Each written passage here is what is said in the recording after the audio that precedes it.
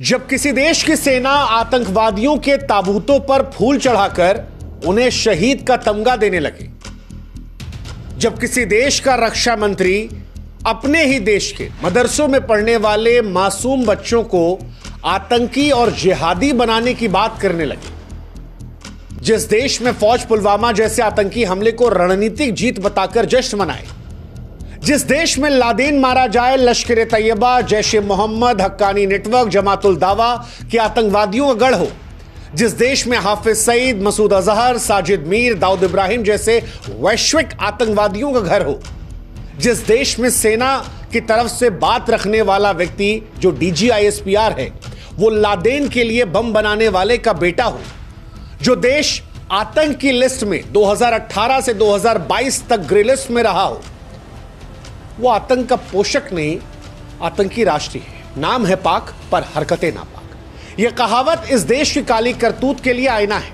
और इसीलिए अगर आप इसे आतंकिस्तान कहेंगे तो यह कहना अतिशयोक्ति नहीं होगा, बल्कि यह कहना सच होगा, कम से कम तब तक जब तक पाकिस्तान आतंकवादियों को पाल पोस रहा है। पाकिस्तान के लोग अक्सर ये कहते हैं कि भारत में लोग जो हैं वो उनके खिलाफ नफरत फैलाते हैं, लेकिन आज पाकिस्तान के वो लोग जो हमें सुन रहे हैं उनसे हमारा सवाल है कि भाई जरा तुम बताओ, जब सारी दुनिया के सामने अमेरिका, जिसको आज तुम पापा कह रहे हो, जिसके पैसे से तुम्हारे घर में दाल रोटी आ रही है, जिसके कहने पर तुम सीजफायर और फिर सीजफायर के नाम पर जीत का जश्न मना रहे हो, पटाखे फोड़ रहे हो, जब वही अमेरिका तुम्हारी सरजमी पर आकर दुनिया के सबसे बड़े आतंकियों में से एक ओसामा बिन लादेन को मारता है, जब दाऊद इब्राहिम जो मुंबई में हुए बम धमाकों का मुख्य गुनहगार है वो तुम्हारे शहर कराची में घर बनाता है, जब तुम्हारा देश जैश ए मोहम्मद और लश्कर ए तैयबा जैसे आतंकी संगठनों का पनाहगाह बन जाता है,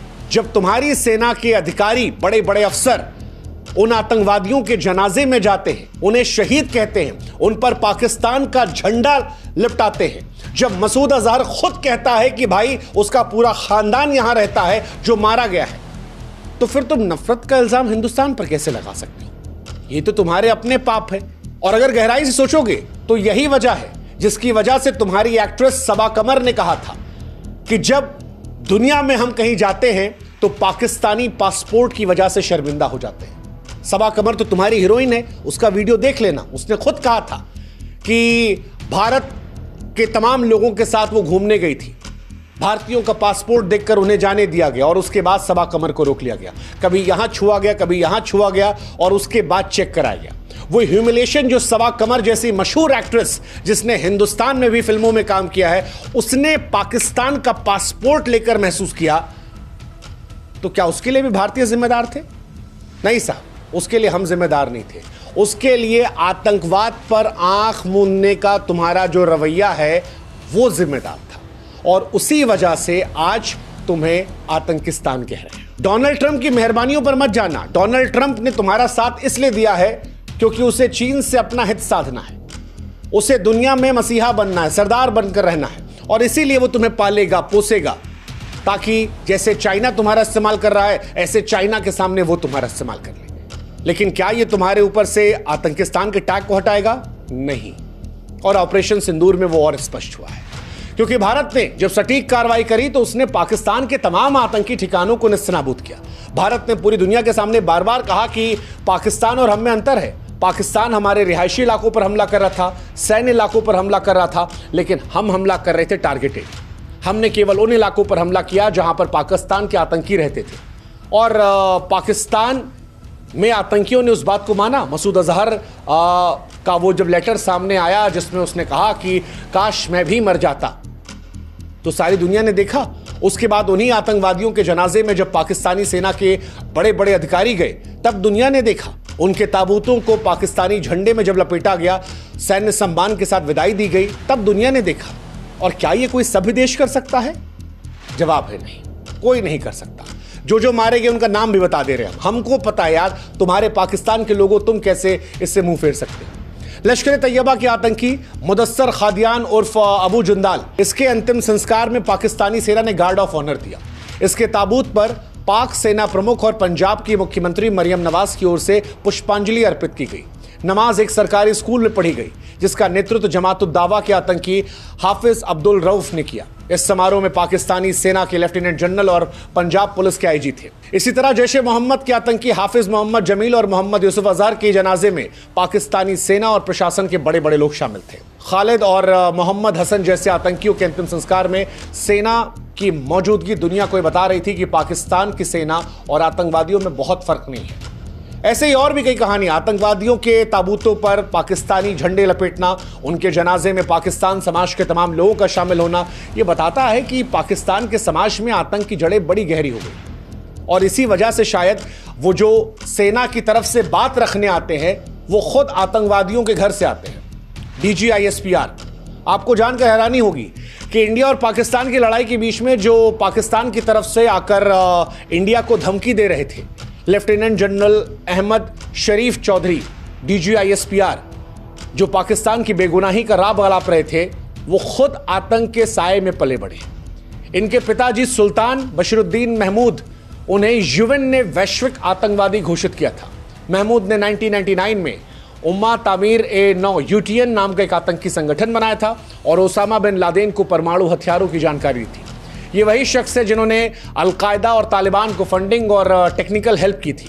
इसके बावजूद इनके बेटे को पाकिस्तानी सेना में 3 सितारा जनरल बनाया गया, ISPR जैसा इंपॉर्टेंट पद दिया गया। ये बताने के लिए काफी है कि पाकिस्तानी सेना आतंक का क्या कनेक्शन है, क्योंकि आतंकवादियों के बेटे को न केवल पनाह देना बल्कि ऊंचे ऊंचे ओहदों पर बैठाकर सम्मानित करना, यह पाकिस्तान के कनेक्शन को बताता है। पाकिस्तान के आतंकी कनेक्शन या माइंडसेट, आतंकी माइंडसेट का अगर आपको आलम समझना है तो अभी हाल फिलहाल में उनके एक बयान को समझिए।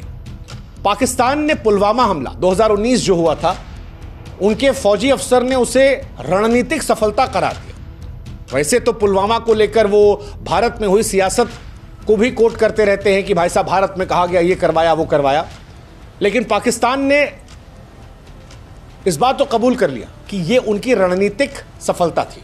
40 जवान शहीद हुए थे हमारे, जैश-ए मोहम्मद की साजिश थी, लेकिन पाकिस्तानी वायुसेना PAF के एक अधिकारी इसे अपनी टैक्टिकल ब्रिलियंस बताते हैं और ऑपरेशन सिंदूर को अपनी रणनीतिक समझ का प्रदर्शन कह रहे हैं।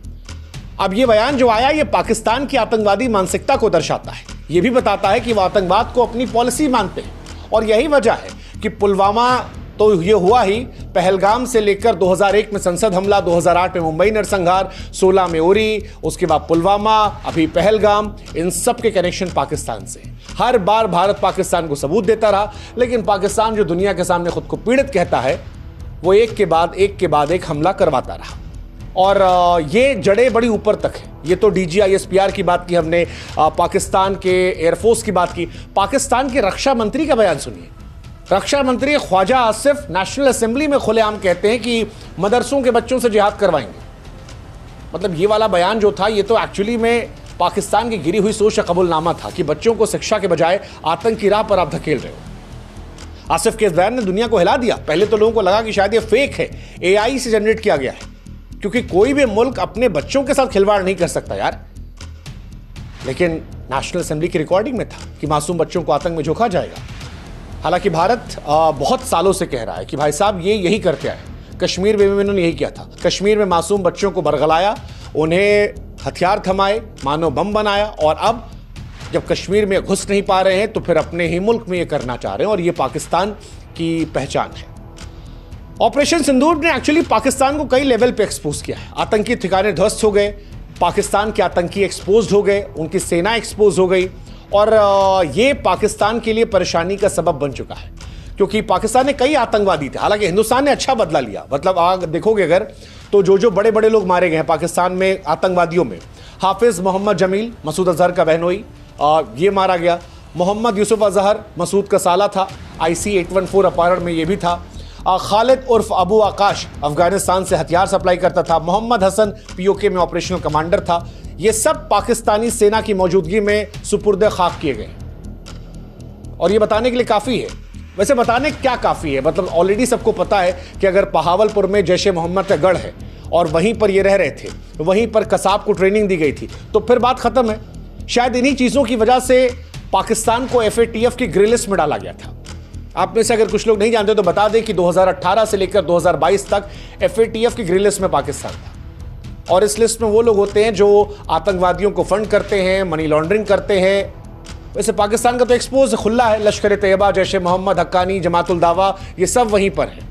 हाफिज सईद, मसूद अजहर, साजिद मीर, दाऊद इब्राहिम, ये सब वहीं पर है। तो फिर इनका तो कुछ छिपा है नहीं, ये तो खुला खेल फर्रुखाबादी वाला हिसाब किताब है। और इसी वजह से पाकिस्तान को इसमें बैन किया गया था। बाद में टर्की और चाइना ने इन्हें निकाल दिया। अब टर्की को अपना हथियार बेचना है, चाइना को अपना हथियार बेचना है, तो दोनों के लल्ला ये है, इसलिए दोनों इनको बचाते रहते हैं, बार बार ये बचते रहते हैं। और पाकिस्तान इसीलिए आतंकवाद को लेकर उसका मनोबल बढ़ा था तब तक जब तक भारत ने ठोका नहीं। जब ठोक दिया तब वो शांत हो गया है, अब थोड़ा सा परेशान हुआ है। लेकिन हैरानी की बात यह कि आतंकिस्तान देश जो है वो इतनी नफरत फैलाने के बाद भी भारत पर इल्जाम लगा देता है। अब सवाल यह कि भाई साहब, अगर इतना आतंक का तुम्हारा कनेक्शन है तो फिर भारत पर क्यों? मतलब अपनी नापाक करतूतें अपनी तक रखो। पाकिस्तान की हमेशा से दोहरी नीति रही है, चेहरा दिखाएगा। वो जो हमने पिछले वीडियो में कहा था कि पाकिस्तान के पेट में भी दांत है। सामने जो दांत है वो शांति वाला है, पेट वाला दांत जो आतंकवाद वाला है, और आतंकवाद वाला दांत उसका ज्यादा तेज चलता है। पाकिस्तान की धरती वैसे तो कहने को पाक धरती है, लेकिन अब वो नापाक धरती बन गई है, आतंकवादियों का अड्डा बन गई है, जहां आतंकवादी न केवल पनाह लेते हैं बल्कि राष्ट्रीय सम्मान, सैन्य विदाई, सरकारी पद, सरकारी संरक्षण, DGI-SPR, रक्षा मंत्री, ये सारी चीजें उनकी आती है। इमरान खान ने कहा था भाई साहब कि 30-40 हजार आतंकवादी जो है वो पाकिस्तान के अंदर है।